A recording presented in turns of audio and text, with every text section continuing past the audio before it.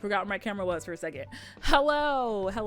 So today's video is gonna be a little different, but I just finished one of the best dramas that I've seen. It's up there. Strangers from Hell. And I personally am still shook to the core. I just finished it a couple hours ago. I watched 2 episodes of this like months ago. Me, Tina, and Taylor were planning to watch this, or at least I was gonna, like, I suggested it to them, but then, you know, because of COVID, like, we aren't able to like gather together and watch stuff anymore, which is unfortunate. So I went ahead and watched it, and I just finished it today. Mind blown. Absolutely mind blown. I forgot to set my timer, my watch, so I know my camera's gonna cut off. I'm gonna try to do this in less than 12 minutes, but you know, probably not gonna happen because I have so much to say about this show. If you guys don't know what this show is about, so we have the little synopsis here. But it's basically about a guy who moves from, where does he come from? Oh, he moves from the countryside to Seoul after his college friend offers him a job, like an internship. And he's like, basically, I can get you this job here, so move over here. And so he finds this place that's like really run down. It's disgusting. Like, it's trash, but it's so cheap. And so he decides to stay at this place. And he's like, I'm going to stay for like 6 months, save up some money, and then be out of here. Basically, stuff starts popping off. Some weird stuff starts popping off. He starts like having really crazy dreams about when he was in the army, and like he served in the military, and his neighbors are like really strange on the stranger side, pun intended. So like it cuts to the point where, yeah, he's like fearing for his life. And it's just so interesting because of the way that they kind of played it out. And I just feel like, first of all, hats off to the freaking actors, because freaking, and I have seen 𝘊𝘶𝘀𝘀. I actually was watching Run On, and then it reminded me, I was like, yo, I need to finish Strangers from Hell. And so I came back to it, and that's why I have finished it today. But yeah, 𝘊𝘶𝘀𝘀 and Lee Dong-wook, my gosh. I mean, all of the actors though, because honestly I had to watch them behind the scenes because I was like, they played their parts so well. I need to just make sure that they're not actually like this.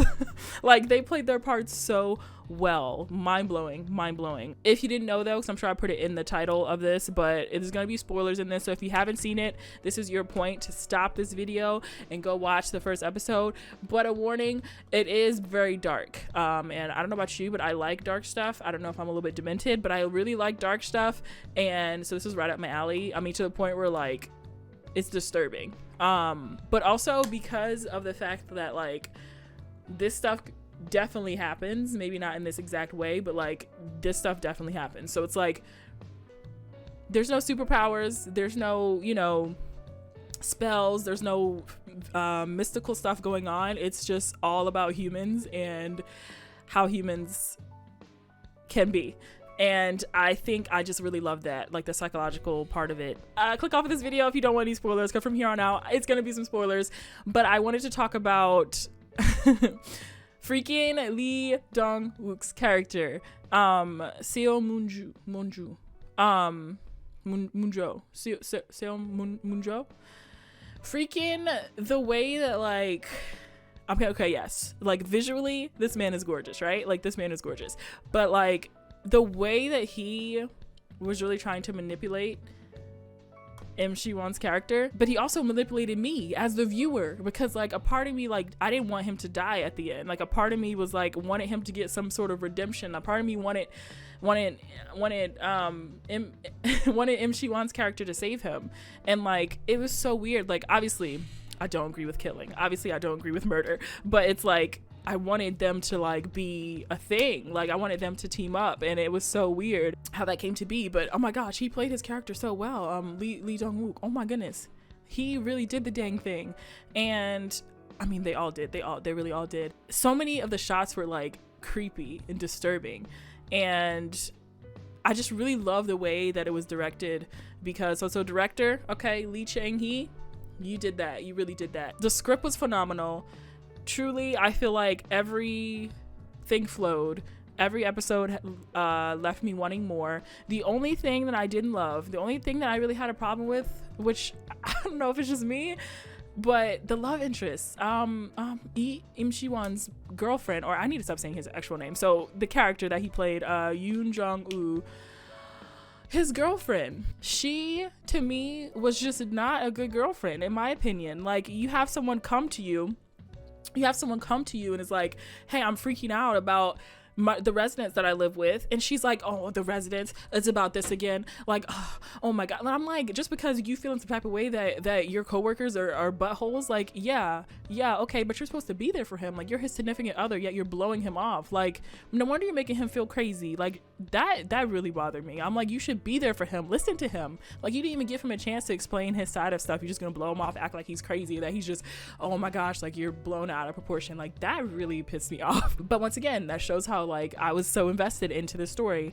because honestly, I was like, I didn't even care when she was getting kidnapped. I didn't even care. Like, I felt bad for him, because, like, I know that, like, that's the only thing that he cares about. But, like, I was like, she really rubbed me the wrong way. I was reading comments and someone was like, she didn't even really need to be in the story. And I was like, I absolutely agree. I know that she obviously towards the end there was the reaon that he was going, because he cared about her, but I was waiting for him to be like, shoot, I'm over you. I'm done. There were some moments where I was like, okay, like the police officer, I got a little bit frustrated with her, just a little bit, but nowhere near as close to the girlfriend. I just got a little bit frustrated with her, because I was like, okay, like, you're doing the most. Like, kind of towards the end there when she went to go investigate the house, even though he was like, don't come. And I was like, I know you want to help. I guess the biggest thing too, like, that I want to talk about is the ending. So the ending. So I had to read some comments about this too, because I was actually a little bit confused myself, because I was like, is Lee Dong-wook's character, is Moon-jo dead? Like, is he dead or is he still there? But the craziest thing, and I think the thing that makes this so good, is that he kept saying, Moon-jo's character, he kept saying, you're my favorite project. And like, he's acting like he succeeded. And I'm like, dude, you're on the ground about to get clapped. Like, why are you acting like you succeeded? But he did. That's the thing. He did succeed in making him like him. Like, he succeeded. And I think that's what's so gripping to me and so mind-blowing, is that in the end, like, yes, the main character won and he killed him. He killed the bad guy, but like, at what cost? Because he made him kill all the other tenants in the house, and he wanted to, and he's like, it felt good, right? And like, yeah, like, it did feel good to him, you could tell. So it's like, at the end of the day, who really won, you know? He's like, I'll always be with you. I'm like, oh my gosh, it's so good. It's so good.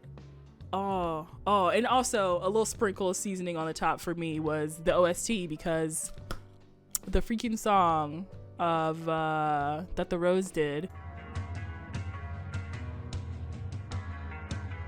this song right here, fire.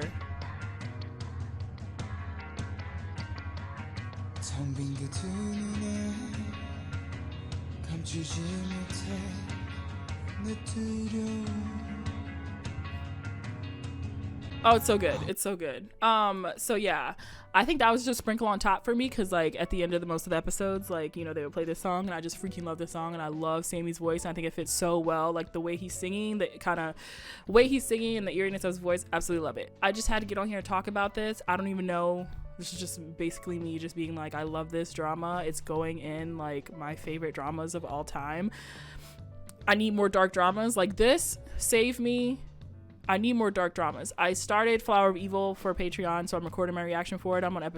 I finished episode 3, so I know Flower of Evil was also kind of like a darker drama, which I'm liking the dark side. I don't know why I like dark stuff so much, but I do. So if you have any other suggestions for like really dark K-dramas or dark K movies, please let me know, because I would love to know and watch them, because I need it in my life. But yes, overall 10/10 would recommend if you're okay with darker stuff. There's a little bit of like gore / like torture stuff too, even though I'm like, if you watch this far, you probably already seen it. So yeah, let me know what you thought, because like I said, I'm absolutely blown away by this drama. And let me know, like I said, of other darker kind of stuff, if there's any other stuff like this, because I really would love to watch it. But hats off to all the actors, absolutely amazing. Hats off to the freaking director, the screenwriter, the person who did the script, everybody. Phenomenal. Like, this is so good. Okay,